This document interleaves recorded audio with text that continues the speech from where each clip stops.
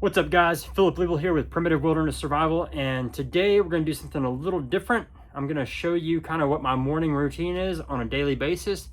Now, every day could be a little bit different. I'm self-employed. I spend a lot of time out in the woods. You know, I might spend a week or two out in the woods teaching classes, but this is kind of my normal morning routine, what I would like to do every morning. Now, today I've already been down at the shop for a couple hours, you know, getting some orders done, stuff like that. But typically this is the way I would like to start my day. All right, first things first, we gotta have some coffee, some Killshot Coffee to be exact. If you guys haven't heard of this, definitely check them out. A percentage of their proceeds go to helping kids get out and do their first hunt. This is the Morning Wood coffee. It's really, really good. I'll provide a link down below for you guys if you want to try that. I can save you a little money and make me a little money in the process. So I'll put that link down below if you want to try it out. Now, something else I'm a big fan of is this Joey coffee alternative. Now, this is adaptogenic mushrooms. So it helps with, for me, it helps with focus, clarity, memory, alertness, all that kind of stuff. The idea of this is to be kind of a replacement for coffee, but I use it more like a supplement. So I'll actually make my coffee, and then I'll take some of this Joey and I'll mix it in with my coffee and have both. All right, so for me, the mixture of the Killshot coffee with the caffeine and the cup of Joey with all the adaptogenic mushrooms, I kind of use that like a pre-workout. So I get the focus and the mental clarity and, you know, all the benefits of adaptogenic mushrooms along with the caffeine to give me the energy, and it gives me a pretty good pre-workout. And it tastes delicious. All right, guys, so I'm gonna hit some weights real fast. I'm gonna do chest and back today. I apologize, you guys are gonna have to listen to lots of chickens and to lots of 18-wheelers going up and down the road. It just comes with the territories. We have a lot of chickens around here, and we are the limestone capital of Texas here in Chico. So we have lots of rock crushers, lots of rock trucks going up and down the road here. So you just kind of get used to it, but it's definitely kind of a bummer. But anyway, I'm gonna start off with a quick warm up, some pretty lightweight here on the bench press. I've got a Smith machine as well, but I like to use the actual barbell for bench press, a little better on my shoulders. So we're just gonna hit some pretty lightweight, a little warm up set.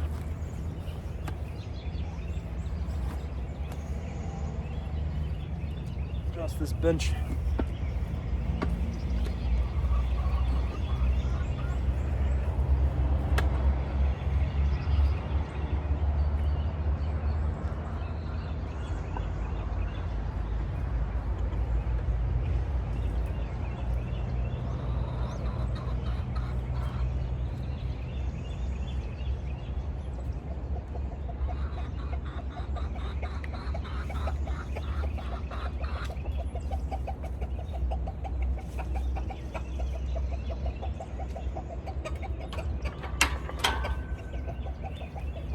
Definitely need to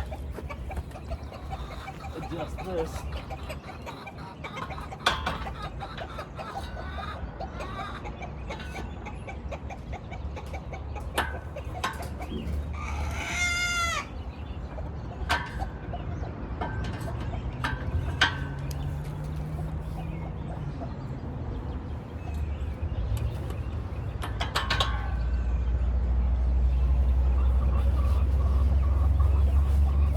See if that's better.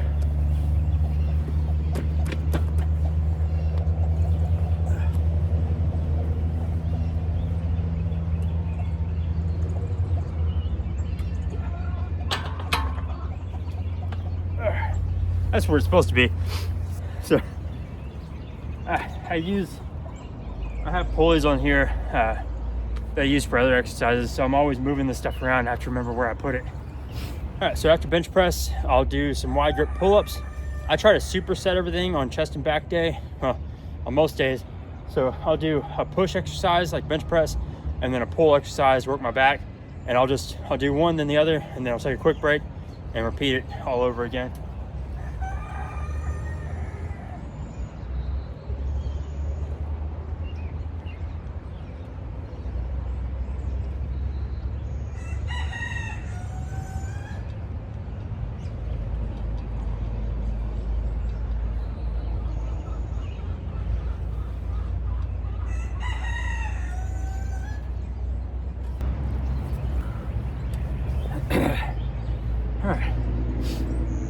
couple sets of 225 here. I used to warm up with 225. I'm not the strongest I've ever been right now, but we'll get back there.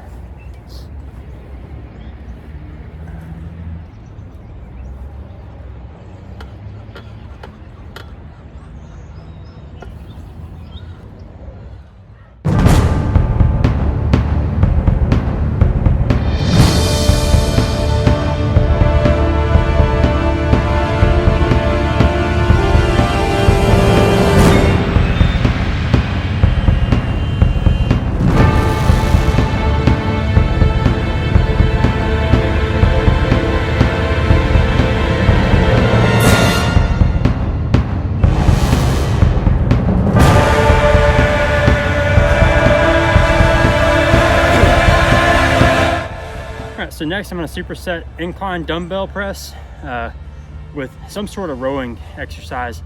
I'll probably just do like single arm rows like lawnmowers, but we'll see.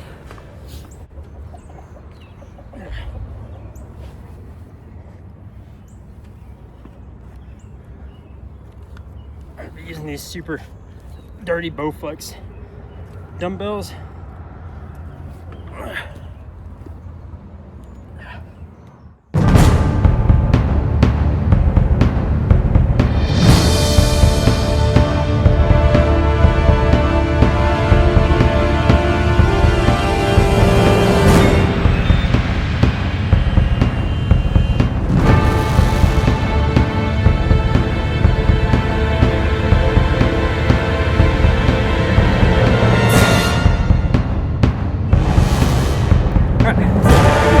Of those, and then we'll move on to the next one.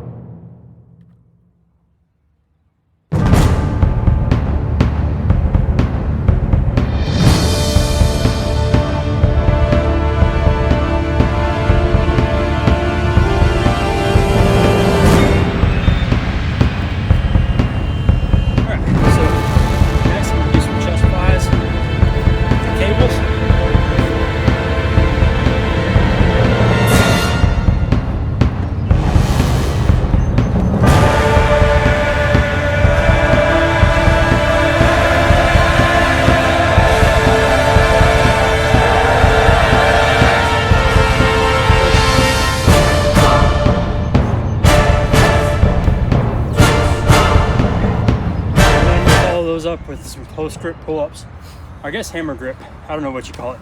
I just kind of switch it up every day depending on how I'm feeling, and today I'm doing these.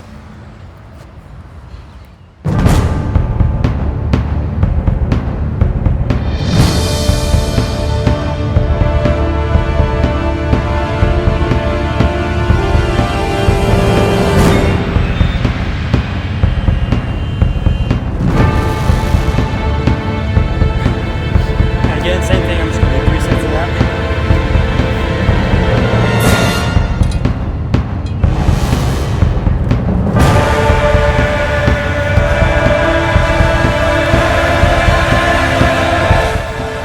So the focus is on chest and back today, but I will finish off with some sort of arm exercise. So I'm going to do some tricep extensions and then some sort of curl, just to hit the arms a little bit more. I mean, everything I've done has hit the arms today. The nice thing about compound exercises like bench press, pull up, stuff like that is you're moving more weight and you're using all of your muscles. So compound exercises are best, you know, going pretty heavy and then just finishing off. In my opinion, I'm not a bodybuilder or a fitness expert, but I'll finish off my workout with some sort of isolation exercise just to finish off the arms. Later on in the week, I'll actually hit the arms, a little more focus on the arms and less focus on chest and back. But I still want to, if nothing else, just to get a good pump and feel good about myself. So I'm gonna do some tricep extensions.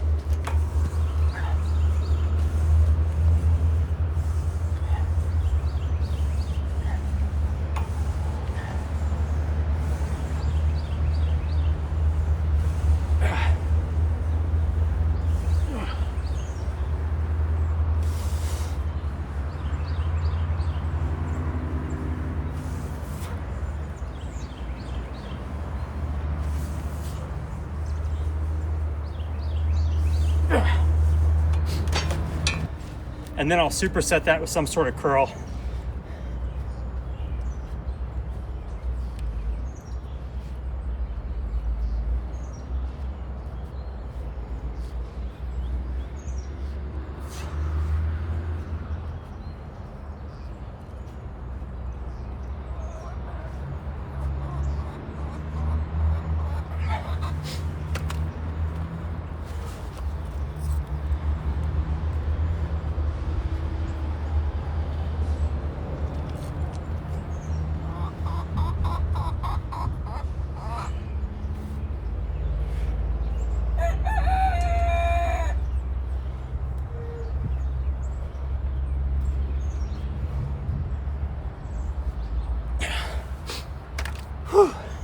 And again, 3 sets of that. We'll finish that out and then we'll hit the sauna. All right, so next thing, this is my newest toy I'm really excited about, little barrel sauna. We've got it up to about 180 degrees right now. So we're gonna hop in there, pour the water to it and get sweating. It is about to get steamy in here.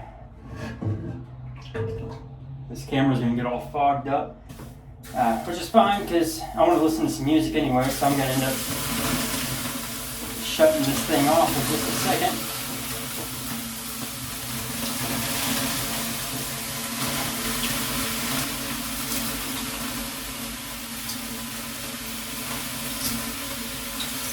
It won't take long. You pour the water to that thing and it gets steamy in here real fast. So one of the complaints I've seen about barrel saunas is that they're cold on the bottom and that all the heat is up here, which is true. I mean, because the heater is here, but these benches have backrest up against the wall here, so you can just get up here and sit like this, and then my whole body's up in this heat. So that's how I sit in here. I just sit across the bench this way, and we're gonna give this thing about probably 15 or 20 minutes, get a good sweat going, and hit the cold shower. All right, I had to let my phone cool off for a minute before I could record. It kept shutting off. But this is the second sweat I've done in this thing. I got it running last night, and me and my wife sat in it for about 15 minutes. And 15 minutes is about all I wanted this thing going full steam. But anyway, I'm good and sweaty now. I'm gonna cool off for just a second and get a cold shower going and get rolling again. All right, so I'll normally shower off with a water that's like a comfortable temperature. And once I've washed all the sweat and everything off me, then I'll start turning it to colder.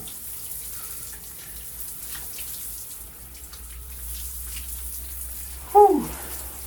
And for me,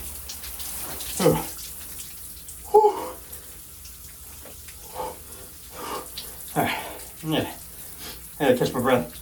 I don't do that great and cold. But for me,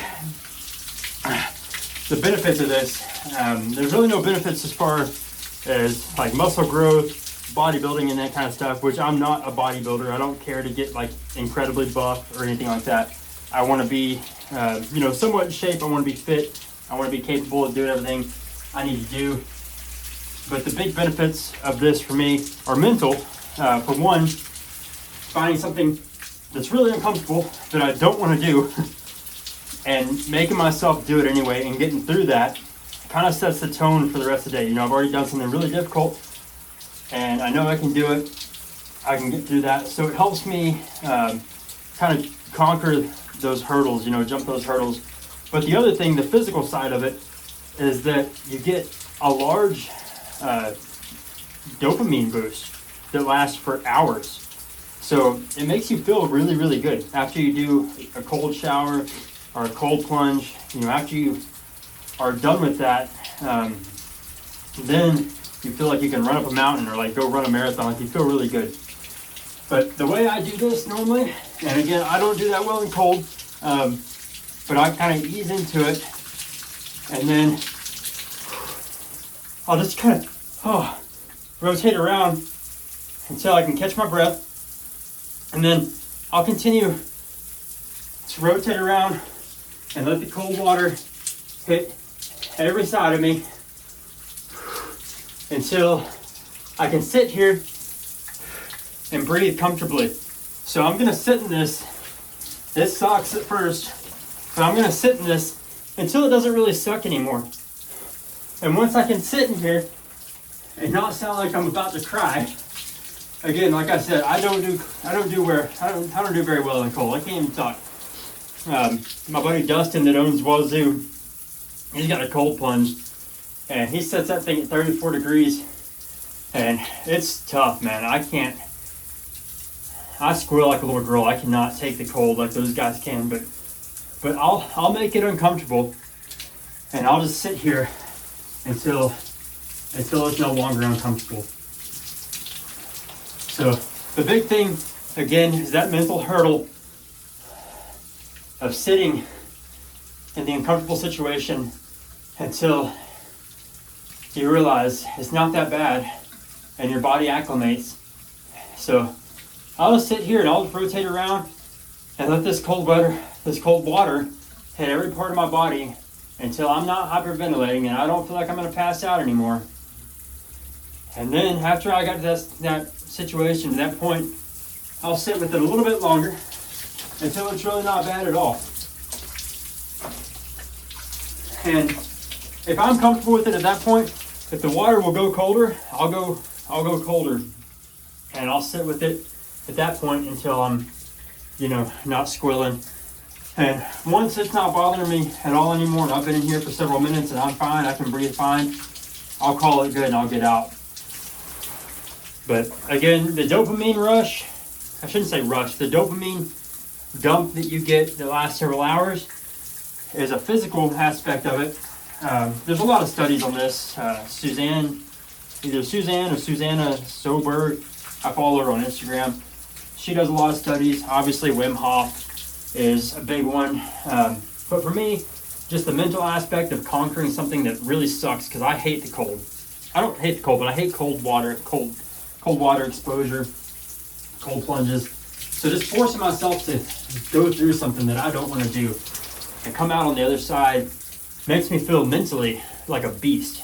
But it also physically makes me feel like a beast because of that dopamine rush and the other chemical hormones, all that kind of stuff that your body releases. I don't know all the science behind it, but I know that it makes me feel good, and I know that afterwards I can conquer the world, so I do it. But it's not fun.